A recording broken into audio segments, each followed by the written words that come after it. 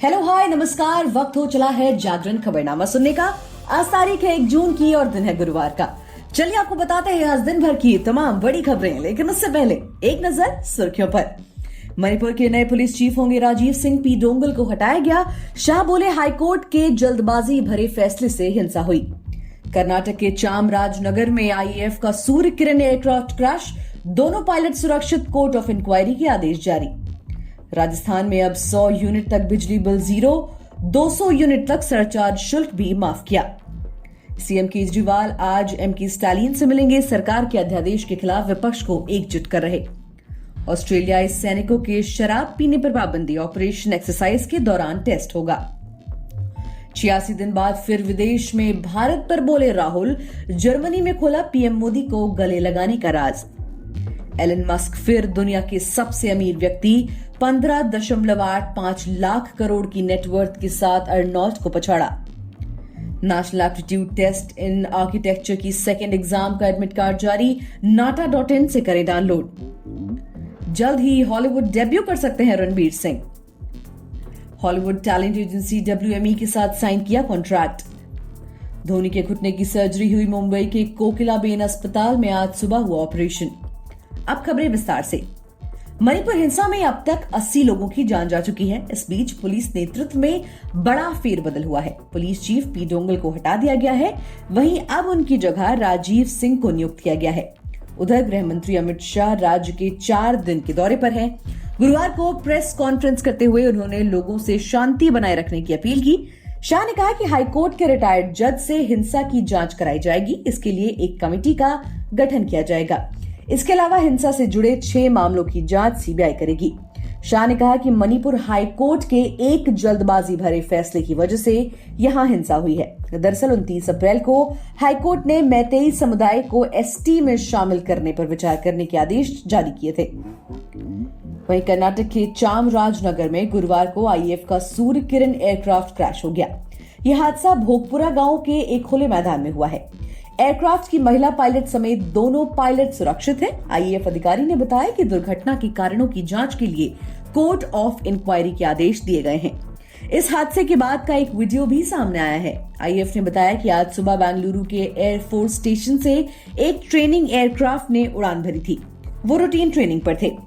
किसी कारण से उन्होंने विमान से नियंत्रण खो दिया और यह हादसा हुआ। इस घटना में दोनों पायलट को मामूली चोटें आई हैं। आईएएफ अधिकारी ने बताया कि घटना की जानकारी मिलते ही मौके पर एयरफोर्स की टीम पहुंची है। घटना की जांच की जा रही है। स्थानीय लोग भी वहां मौजूद हैं। क्रैश के बाद एयरक्राफ्ट के हिस्सों में लगी आग को बुझाया जा रहा है।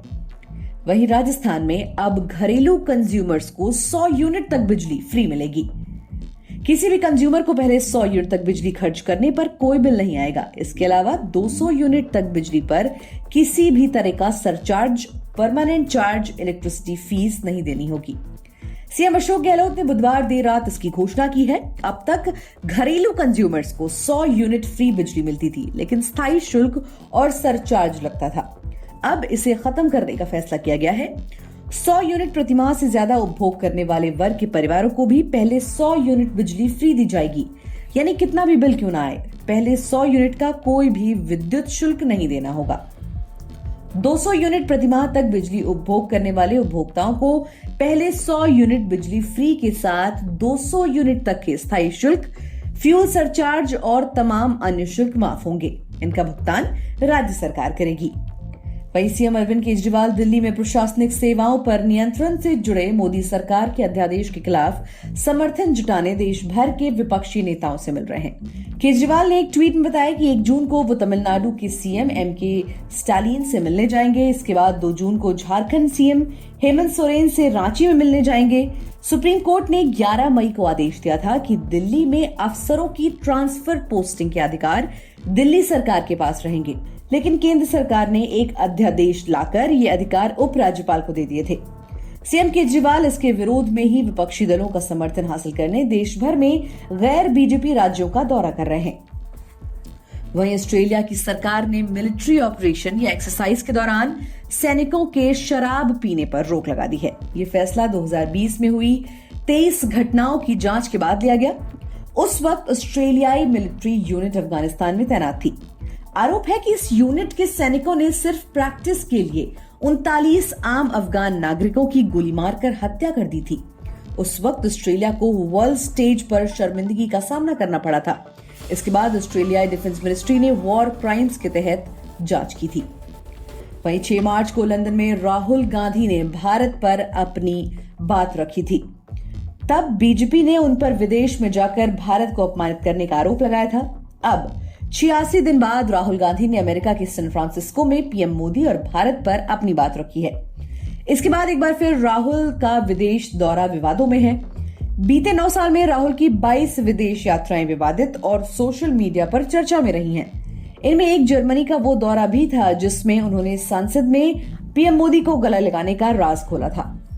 वहीं टेस्ला के फाउंडर एलन मस्क ने फ्रांस के बर्नार्ड अर्नोल्ट को पीछे छोड़कर दुनिया के सबसे अमीर व्यक्ति की पोजीशन फिर से हासिल कर ली है। बीते 5 दिनों में टेस्ला का शेयर 12.04% बढ़कर $203.93 पर पहुंच गया है, जिस कारण मस्क की नेटवर्थ बढ़ी है। ब्लूमबर्ग बिलियनियर्स इंडेक्स के अनुसार मस्क की कुल नेटवर्थ $192 बिलियन यानी कि करीब 15.85 लाख करोड़ रुपए हो गई है। वहीं दुनिया के सबसे बड़े fashion group Louis Vuitton Moet Hennessy के सीईओ बर्नार्ड अर्नोल्ट की नेटवर्थ $187 बिलियन यानी कि करीब 15.43 लाख करोड़ रुपए है।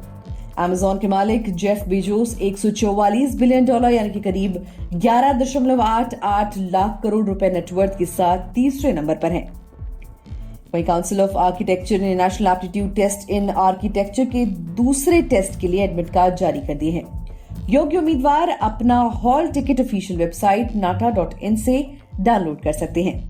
नाटा पेपर 2 परीक्षा 3 जून 2023 को आयोजित की जाएगी। परीक्षा 2 शिफ्ट में होगी। पहली शिफ्ट सुबह 10 बजे से दोपहर 1 बजे तक और दूसरी शिफ्ट दोपहर 2:30 बजे से 5:30 बजे तक होगी। नाटा 2023 का आयोजन साल में 3 बार किया जाएगा। पहली परीक्षा 21 अप्रैल को हुई थी, दूसरी परीक्षा 3 जून और तीसरी परीक्षा 9 जुलाई 2023 को होगी। मनोरंजन जगत की बात करें तो रणवीर सिंह ने हॉलीवुड की leading talent agency William Morris endeavour के साथ कॉन्ट्रैक्ट साइन किया है। उन्होंने खुद को बेहतर तरीके से ग्लोबल लेवल पर रिप्रेजेंट करने के लिए एजेंसी के साथ ये कॉन्ट्रैक्ट साइन किया है। अब उनके हॉलीवुड डेब्यू के कयास लगाए जा रहे हैं। टैलेंट एजेंसी ने रणवीर को उनके साथ जुड़ने पर बधाई दी है। उन्होंने सोशल मीडिया पर पोस्ट शेयर करते हुए लिखा, WME में आपका स्वागत है रणवीर इंडियन फिल्म इंडस्ट्री के लीडिंग मेल एक्टर्स होने के साथ ही ग्लोबल मीडिया में सबसे इन्फ्लुएंशियल आवाज भी हैं।